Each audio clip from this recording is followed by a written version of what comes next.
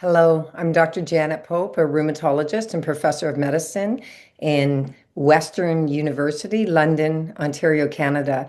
And it's a great pleasure to talk to my colleagues at the Pakistan Rheumatology meeting again this year. I wanted to reinvent a talk that I gave successfully at the American College of Rheumatology that I thought you might enjoy. It's Secrets and Pearls of Rheumatology, and I'm going to base on connective tissue disease for this talk. These are my disclosures. So I want people to become more familiar with clinical signs and symptoms, some pathology reports as well for your patients with connective tissue disease, and hopefully have some practical pearls for when you're seeing these patients. So we'll first talk about lupus. So these are some of my patients. You can see the malar rash. There's Jacquard's arthropathy, terrible photosensitivity in the bottom row. And the upper row, a patient with livedoid vasculitis. So this can be painful. It's different than livedo-reticularis, and it can ulcerate. Livedo-reticularis, which is painless, and another sun-sensitive but discoid, deeper rash on someone's anterior chest, and many other features. So the first thing is not all lupus rashes are created equally. Different rashes have different risks of the patient having lupus that is systemic. So in other words, if someone has a classic malar rash, nose, across the margins of the cheeks, sparing the nasolabial folds, and it's not acne rosacea, it's not something else. If you have a malar rash, your patient has systemic lupus erythematosus. Whereas if they have discoid lupus, it is far less likely that they have systemic lupus, even though, of course, systemic lupus can have people with discoid lupus. So what do I mean by that? So these are from various sources, so there's a range. But if you have discoid lupus, so you present, say, with a lesion on the angle of your jaw or your upper arm or your forehead or something, and it's a biopsy of discoid lupus, 5 to 10% of these patients will have systemic lupus. So most won't. If you have systemic lupus, 1 in 4 or 25% will have discoid lupus. If you have subacute cutaneous lupus, like the picture in the middle, you can see here that it's a man and it is photosensitive. Half of those patients will have systemic lupus and half won't. Whereas if you have systemic lupus, 1 in 10 to 1 in 6 will have subacute cutaneous lupus. Malar rash, as I said, about 100% of these people should have systemic. And in systemic lupus, about half our patients will have a malar rash, so certainly not everyone. Any lupus rash occurs in about up to 1 in 3 to 1 in 2 of our patients with lupus. So depending on the rash, your risk of lupus will vary. And you can see in the first picture, my patient who has scarring. Lupus that is discoid is commonly in the ears, on the face, angle of the jaw, the neck, upper arms, anterior chest. And it can be worsened by the sun, but it doesn't have to be. So there was a nice review done recently that you can read about for the types of cutaneous lupus. And in some studies now, you have to identify in research trials which type or types of rashes the patient has. So the other thing that's important in cutaneous lupus, the words matter. We're not always going to see the slide and look at it. And if I looked at it, I might not know what I'm looking at. But we are looking at key words: vacuolar but interface dermatitis, follicular plugging. There can be hyperkeratosis on the thickened outer layer of the skin. It can be band-like, but you're looking for lymphocytic infiltrate. And if they do histology and then start to stain with antibodies and complement, you're looking at a positive lupus band test, especially IgM and C3. But IgG would be more specific than IgM. So when you're reading a biopsy, if they say could be lupus, ask for the actual report on pathology, as it can be helpful, especially what I've highlighted in red. So what about lupus rash versus inflammatory myositis rash, so dermatomyositis features? So The clinical pearl here is the location. So in systemic lupus erythematosus, or you might sometimes call it LES, depending on the translation, in systemic lupus, in general, you're getting a rash between the knuckles. So between the MCP and PIP, or between the PIPs and DIPs.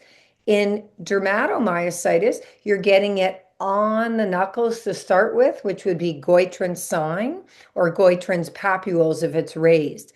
However, in this patient here, where you can see a rash all over the place, it might be sparing some knuckles a bit. It's on the MCPs, though, it's on the proximal fingers. Which is it? So when a rash is bad enough in systemic lupus or dermatomyositis, it's difficult to tell. So it's how did it start? Does the patient have pictures of it? So you can see lupus on the bottom one, then dermatomyositis across the knuckles, and then someone that could have had lupus and it got worse. And then the bigger picture here is another patient with dermatomyositis.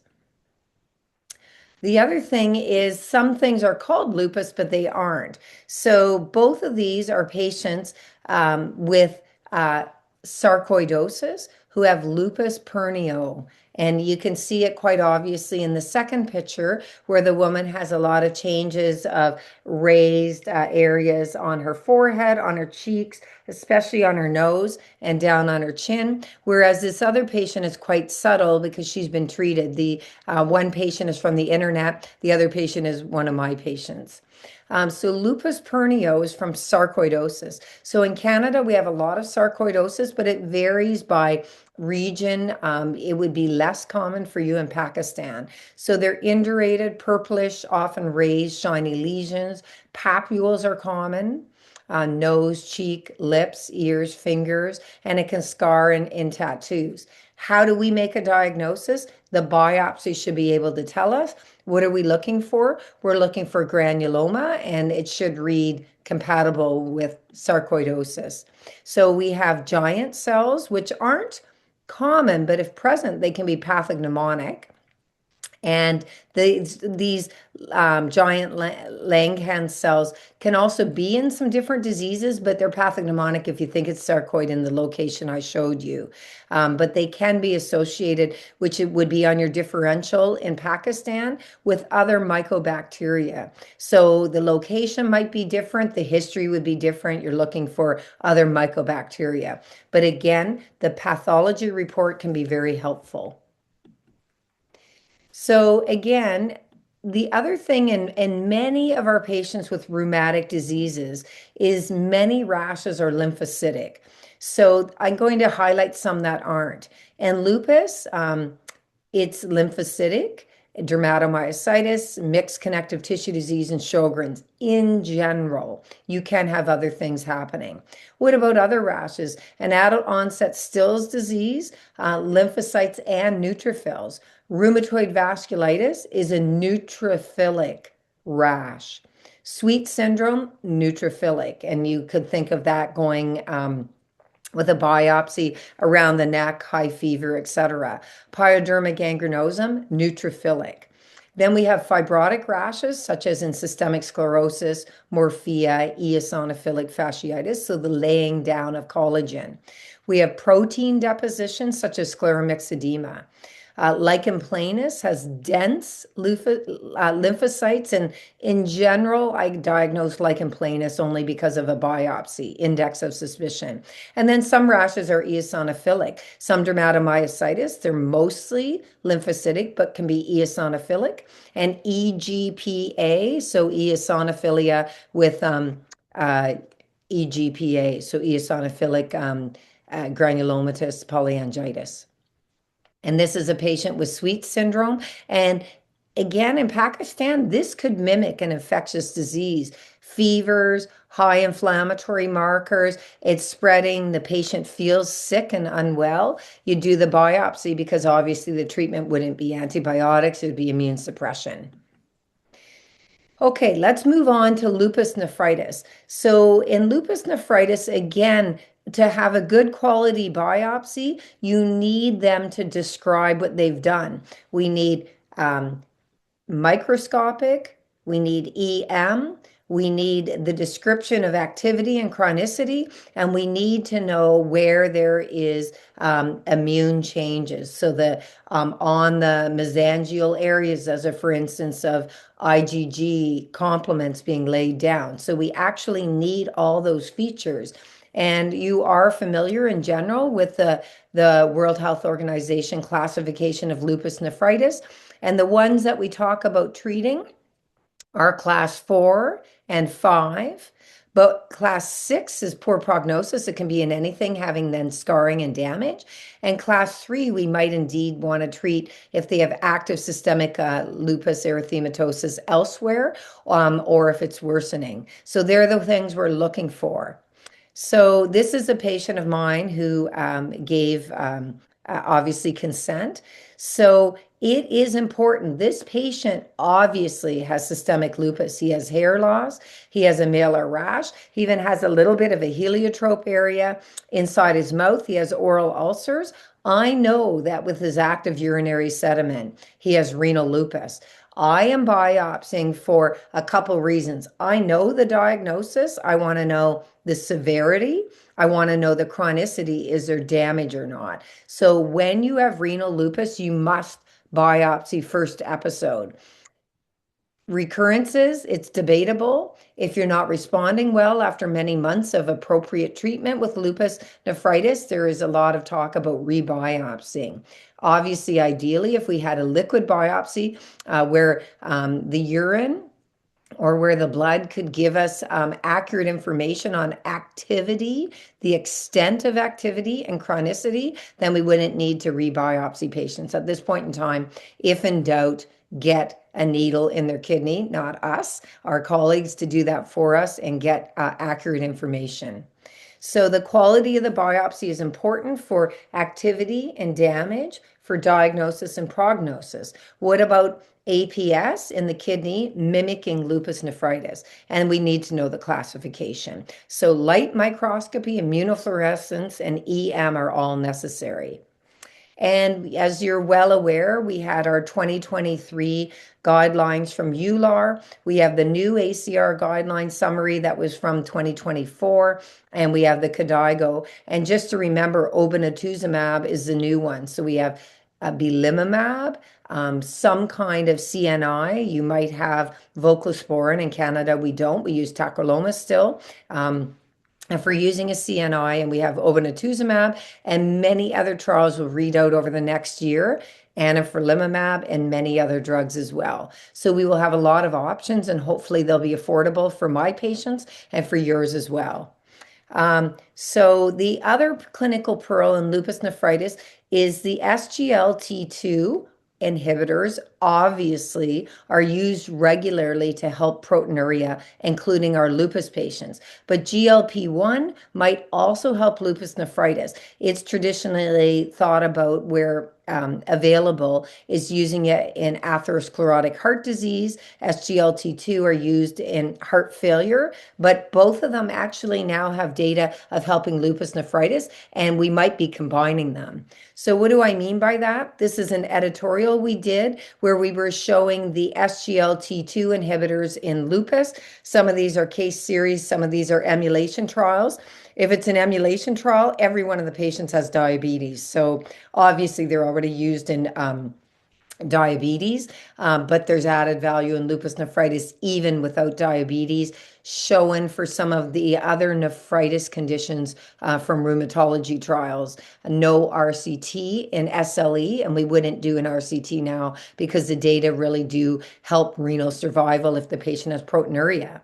However, the GLP-1 receptor agonist, so that's your weight loss kind of drugs, but also help in heart disease, they also can reduce heart attacks, as we know, DVTs, but also what you might not be aware of is renal progression and all-cause mortality. So when you have chronicity damage in your kidneys, you often have atherosclerosis of renal arteries and arterioles. So that's probably where it's working its best effect.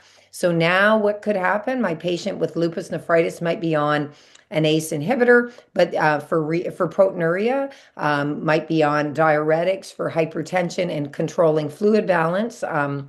As well as the ACE inhibitor. They'll be on a GLP-1 maybe as well, and for sure an SGLT2. So things are changing.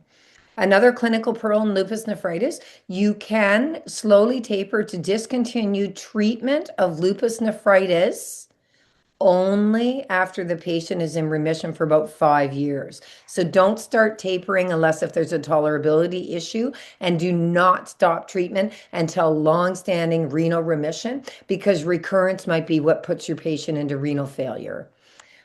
So the win lupus is not a winner. So withdrawal of immune suppression and lupus nephritis, after 2 years of treatment, if the patient wasn't in deep sustained remission, there were more flares. And if you withdrew quickly, there were more flares. So the flare rate, if you didn't withdraw over the next year, was 1 in 10. It was 1 in 4 if you withdrew immune suppression. So please keep your patient immune suppressed for a long time and keep them in remission before you even think of slowly tapering.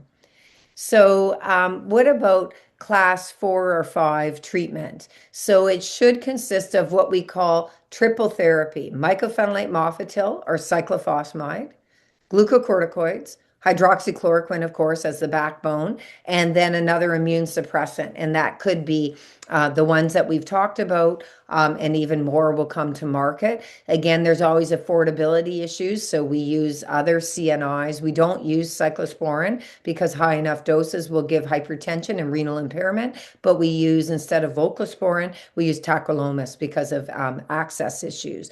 And then all these other things, our colleagues might be better than me treating with proteinuria, hypertension, fluid balance, electrolytes, lipids, and all the cardiovascular risks. Get them to exercise. You're going to treat their lipids. You want to have target high BMI, or BMI that is ideal, not high.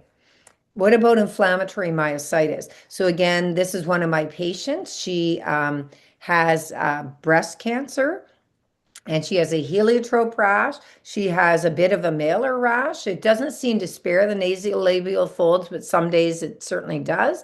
And she has on treatment Goitron's sign, they're not raised, and she has some periungual erythema. So this is a dermatomyositis patient, and it is perineoplastic. So you don't need cancer screening beyond the usual recommendations in all patients with inflammatory myositis. However, they need their regular recommendations: mammogram, stools for occult blood, or colonoscopy, looking at testicular cancer in a young man. Like, you're going to do some kind of search, but you need to do usual cancer screening for your country. So for us, it would be stools, mammogram, etc., rectal exam. But for low-risk patients, routine screening is adequate, but who's low risk? So the main antibodies, if you're able to get the extended myositis panel, anyone who is NXP2 or TIF1 gamma needs a more involved cancer workup. In some countries, it might be PET scan. In other countries, it might be pan CT scans of chest, abdomen, pelvis. So my patient had the breast cancer presenting first as chemo was dampened down and finishing, and dexamethasone was then done as part of her chemotherapy.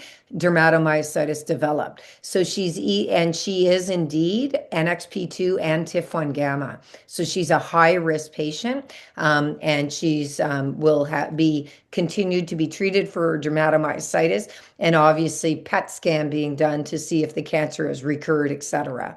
So high cancer risk, TIF1 gamma, NXP2, everybody should memorize that. They need the look. So antibodies act differently in an orchestra versus solo as well. So you don't have to learn everything, but learn NXP2, TIF1 gamma equals cancer till proven otherwise. It still might not be true, but till proven otherwise, look for it. So these are another way of looking. This is an older paper that I looked at. So some antibodies are associated more with dermatomyositis and ILD, or inflammatory myositis and cancer, and inclusion body myositis will have different things going on. And that's from unicorns, dragons, and polymyositis. So you have to just be aware. And every year, I think a new antibody is being described. But you're going to remember your NXP2 and TIF1 gamma equals look for cancer more than usual screening. So another pearl is rashes in inflammatory myositis can have the same pathology on biopsy, even though they look different. Mechanic's hand, a heliotrope, goitrons, the shawl and cape sign all might look very similar, if not identical on biopsy, but we go, these aren't identical at all.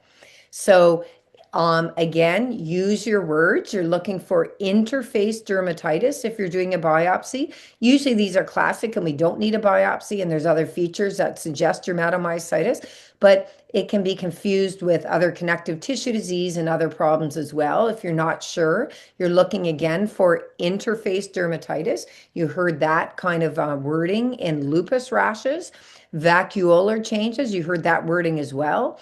Inflammatory infiltrate, you heard that. But you're looking for mucin deposition, and you're looking for some differences in biopsy findings. If you said to the dermatopathologist, if you're lucky enough to have one at your center, is this systemic lupus or inflammatory myositis, no muscle weakness, normal CK, ANA strongly positive, other antibodies pending? They will help to tell you the difference, but it can be very difficult. So lupus can look like inflammatory myositis. Different inflammatory myositis, dermatomyositis features might look the same on biopsy. Weird. ANA patterns, of course, can be helpful. So not everyone gets ANA patterns, but speckled, homogeneous would be common ones. Nucleolar, we're thinking of systemic sclerosis more commonly, but it can be another pattern. It can be in lupus. Centromere, of course, we're thinking of limited cutaneous systemic sclerosis, but it can occur in Sjogren's. And peripheral or rim is often a strongly positive double-stranded DNA.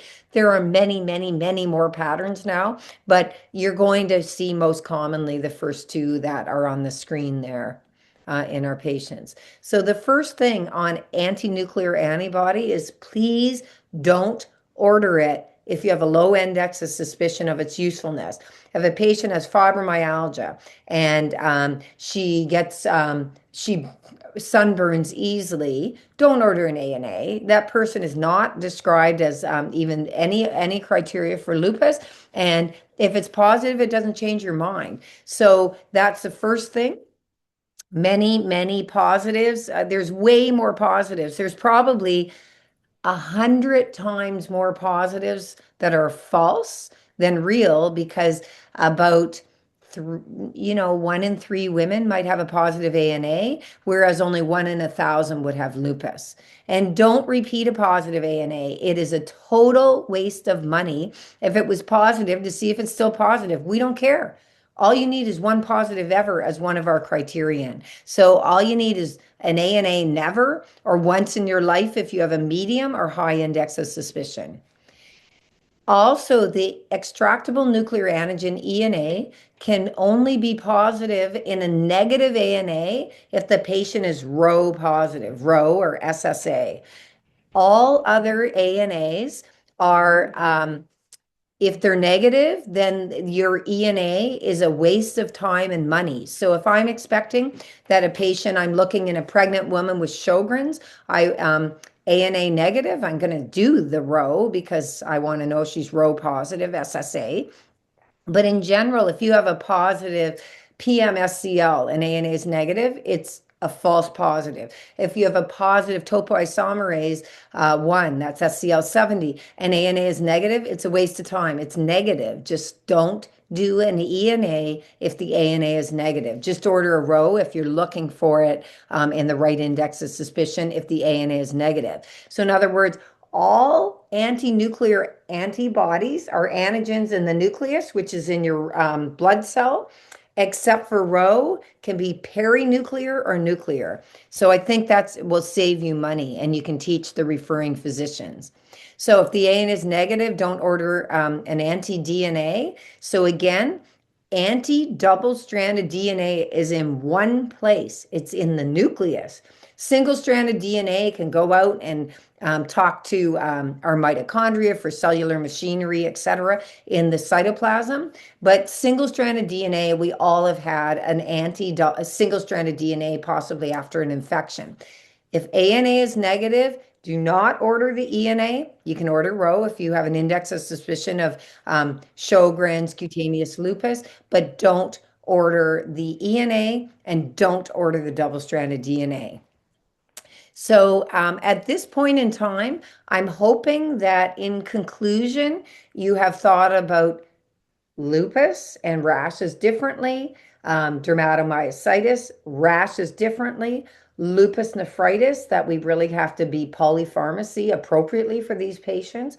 And when we're ordering tests such as ANA, double-stranded DNA, and ENA, that we really realize these tests are only helpful if we use our brain. Perhaps AI will help you, but I think if your index of suspicion is low, don't keep looking and don't repeat a test where your index of suspicion is low. A referring physician that sends a patient negative ANA, strongly positive double-stranded DNA, you say it's a false positive, never repeat it again. The patient has fibromyalgia or gout or mechanical back pain or a post-COVID issue or something. Do not keep reordering. It doesn't prove anything. You just say, the only way a double-stranded DNA can be positive is if the ANA is positive. So the kits are no longer specific and they're too sensitive. Remember, a double-stranded DNA came from the HEP2 liver cells from sheep. Now it's ELISA and other ways of looking, and it lost its specificity. It is too sensitive and non-specific. So again, I hope you have a wonderful meeting, and I hope to meet people in person at another year of your meeting. Thank you very much.